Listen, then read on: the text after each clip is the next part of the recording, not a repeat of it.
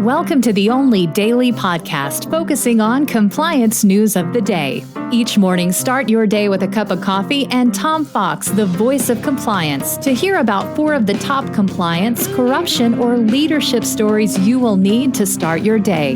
The Daily Compliance News is a production of the Compliance Podcast Network. The Daily Compliance News for June 3, 2025, the $500 million for compliance edition. We begin with that story reporting from Reuters. Google has agreed to spend $500 million over 10 years to overhaul its compliance structure to settle shareholder litigation accusing the search engine of antitrust violations. The preliminary settlement against the office officials at Google's parent Alphabet was filed late last week. It requires approval by the U.S. District Judge. The changes include creating a standalone board committee to oversee risk and compliance. Previously the responsibility of the audit committee, Alphabet would also create a senior vice president level committee to address regulatory and compliance issues. While Google denied doing any wrongdoing, when you're dropping $500 million to increase your compliance capabilities, it tells you all you need to know. Next up from Bloomberg, Adani and his conglomeration face a Department of Justice probe over Iranian LPG shipments.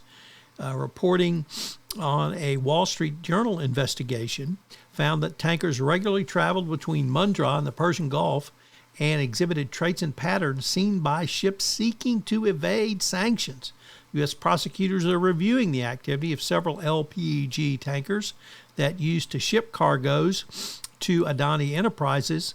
Adani denies deliberately engaging in sanctions evasion or trade involving Iranian origin LPG, but that's not a denial of an unknown.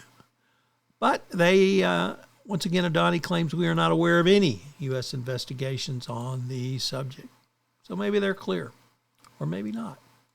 Next up, from Business Insider, you probably know all too well about a compliment sandwich, which goes something like this. If you open up with a compliment to ease into a conversation, then segue into critique you want to give, and finally close with a piece of praise to end on a good note. While a compliment sandwich can be a solid starting framework, a variation reported might be something different, and it comes from etiquette experts. While compliment sandwiches want to give enough positive reinforcement that the hearer can hear the negative, a 3-step alternative riffs on the elements of the compliment sandwich while advancing it a step further. It's the praise, concern, suggest way to do so. Think of it as a priming someone for a difficult conversation. And finally, Visa and Mastercard continue to spawn trouble in the EU. As Reuters reports, EU antitrust regulators have widened their investigation into both Visa and Mastercard's fees as they seek feedback from terminal providers and payment companies that could lead to charges of anti-competitive practices. A new questionnaire was sent, similar to one distributed to retailers and merchants last month. The EU competition enforcer scrutiny started in September as a result of complaints from merchants and payment companies about Visa's and Mastercard's fees. So, yet another U.S. big tech company running into trouble in the EU. The Daily Compliance News is a production of the Compliance Podcast Network and a proud member of C-Suite Radio. Thanks so much for listening. I hope you'll join me again tomorrow.